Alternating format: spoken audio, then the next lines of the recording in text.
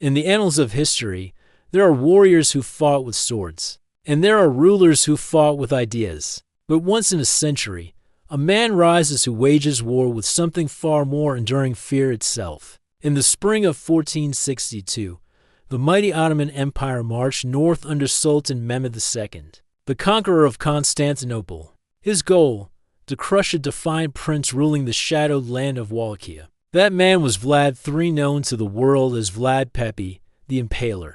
The campaign that followed would become one of the most chilling episodes in medieval warfare, not because of the number of battles fought, but because of how one man transformed his entire homeland into a weapon.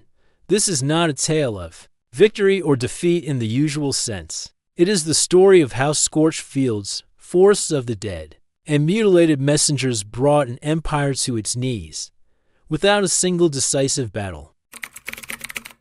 What kind of man would burn his own homeland to ash, not out of hatred for his people, but to starve, confuse, and crush the spirit of an invading empire?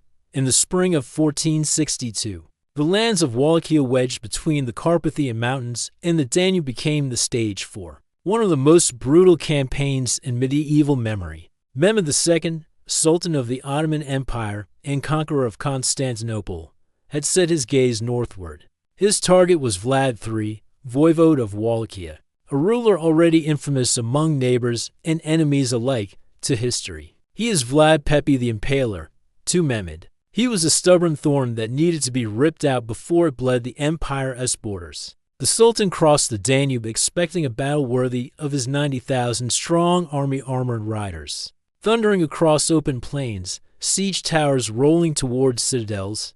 Instead, he found silence, smoke, emptiness. The war he anticipated was gone before it began.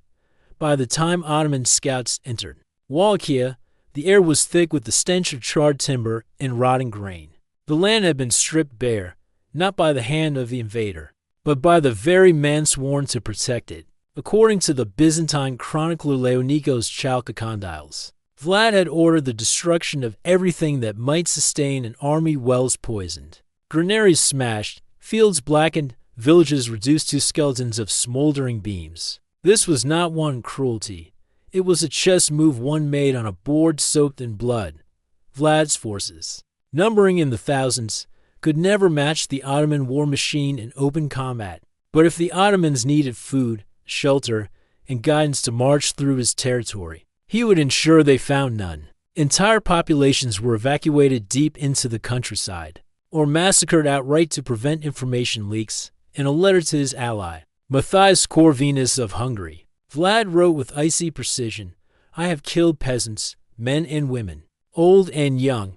We have burned down everything." That letter, still preserved in the Hungarian National Archives, is chilling not for what it says, but for what it omits. There is no apology, no hesitation. To Vlad, this was as natural as sharpening a blade before a duel. The tactic worked. Mehmed's soldiers, accustomed to the fertile lands of Anatolia and the resource-rich plains of the Balkans, now found themselves in a hostile desert of ash. Water was scarce and foul. Food spoiled before it could be salvaged. Horses weakened. Men collapsed from exhaustion, their bodies claimed not by enemy steel but by hunger, disease, and the oppressive weight of despair. Morale crumbled in the ranks like bread left too long in the rain. It's important to understand that in the 15th century, scorched earth tactics were dangerous even for the defender. They meant starving your own people, uprooting families, and inviting famine. But Wallachia's geography, dense forests, marshlands, and winding rivers allowed Vlad to vanish his population into the wilderness, sustaining them in hidden pockets while the Ottomans wandered blind through a land that offered no purchase. The psychological blow was immense. Every burned house was a reminder to Mehmed's men: the enemy did not fear you. He feared leaving you with anything to survive on. Even seasoned Ottoman officers, hardened by decades of campaigning, began to question the wisdom of marching deeper into a land that seemed to wither under their boots. This was war without confrontation, a land transformed into a weapon. And though the Ottomans didn't yet know it, the scorched plains were only the outer wall of Vlad's fortress. Beyond them, other horrors waited, designed not to kill immediately, but to burn themselves into the minds of all who saw them. When the Ottoman army finally reached the heartlands of Wallachia, they expected resistance in the form of fortresses and barricades. What they found instead was something far older, more primal, a warning written in flesh. The roads narrowed as they approached the citadel of Targovict, Vlad's stronghold. Here, on the approach to the fortress gates, thousands of wooden stakes pierced the earth like skeletal trees, and atop each one, the remains of a man, a woman, or even a child body stiffened by the sun, faces contorted into frozen screams. To some, it was a grotesque spectacle. To others, it was a battlefield without movement, a place where the dead still held their ground. These were not random victims, they were trophies, arranged with precision. According to the Venetian ambassador to Buda and Ottoman chronicler Tursun Bey, the display was designed for maximum psychological impact. Scouts, captured soldiers, even diplomats who had once sat across from Vlad at a table, now they stood in the air, transfixed by sharpened wood. One such case became legendary. Before the invasion, Mehmed had sent envoys to negotiate with Vlad. The Ottoman messengers, following their faith, refused to remove their turbans in his presence. Vlad's reply, as recorded in the 15th century Saxon Chronicle of Brakov, was chillingly sardonic. Then let them be nailed to their heads in respect of their customs. Whether or not these exact words were spoken, the outcome is beyond doubt. The envoys left Vlad's court not alive, but mounted on stakes, turbans still affixed to their skulls.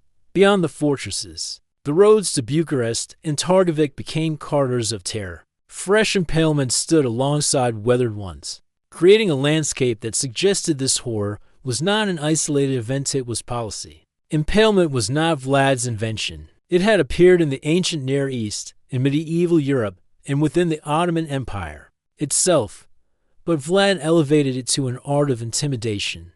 The method was deliberately cruel, a stake, driven through the lower torso, and guided upward, often exiting near the chest or shoulder. Care was taken to keep the stake smooth and rounded so as not to kill too quickly. Victims could writhe for hours, even days. And yet, for all its brutality, the act was choreographed. Vlad's men positioned the bodies in rows and formations, sometimes varying the height of the stakes to create a macabre skyline. Foreign observers described these displays as forests of the dead.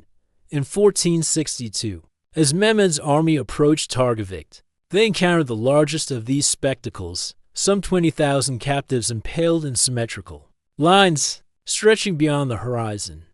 This was no random carnage, it was a direct message to the Sultan. According to Tursun Bey, Mehmed halted his advance when he saw the display. Even the conqueror of Constantinople, who had marched through cities of slaughter, was shaken. He is said to have remarked that a man who could treat both enemy and subject with such severity could not be easily defeated. But the message was not just for the Ottomans.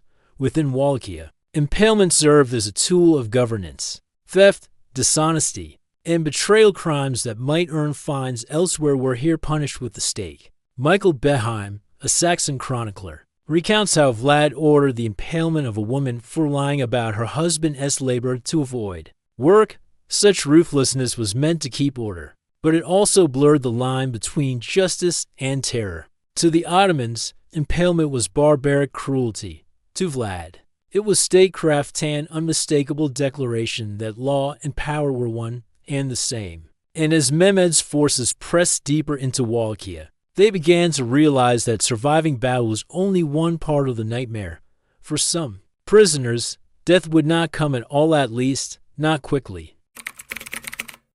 Vlad Pepe understood something that few medieval rulers dared to exploit. Death ends a message, but the living can carry it further than any army.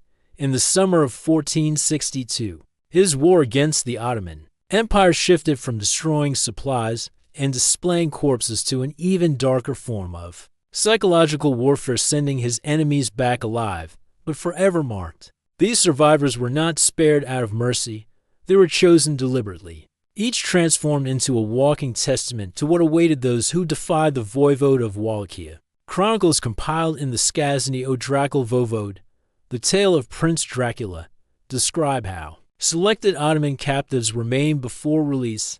Some had their eyes gouged, Others had noses and ears sliced away. Limbs were crippled so that the victim would limp for the rest of their life. Each step a reminder of the encounter. This was cruelty with calculation. A soldier who vanishes in war becomes a name on a list. A soldier who returns disfigured becomes a story. And stories travel faster than any army. The mutilated captives limped back to Ottoman lines, their wounds still fresh. Their silence heavy with the truth that words could not capture. But Vlad's methods went further. According to 15th century Slavic accounts, some prisoners were branded with hot irons, leaving permanent marks burned into their skin. Others bore carved symbols mocking shapes or signs, meant to degrade their identity. Some historians suggest that religious provocation was intended, that these marks and mutilations were designed to insult Islamic custom, as much as to wound the flesh. While not all sources agree, the symbolism was clear. Vlad was not only at war with the Ottoman army, he was at war with their pride. For Mehmed II, this was more than battlefield cruelty. This was a direct personal insult. 9 years earlier, he had taken Constantinople, claiming the legacy of Rome itself. Now, he was being mocked by a ruler whose forces were a fraction of his own. A man who sent back soldiers not as warriors, but as living relics of humiliation. The strategy was devastating in its simplicity.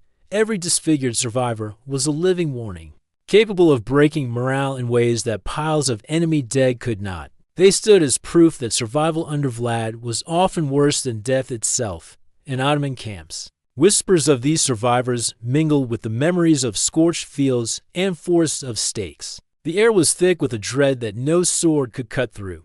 This tactic was not unique to Vlad, but his execution of it was unmatched in precision and intent. Ancient armies had sometimes returned mutilated prisoners to their foes as messages. But in 15th century Europe, where codes of chivalry and prisoner exchange still held sway among Christian and Muslim states alike, such actions were a brutal violation of unspoken rules.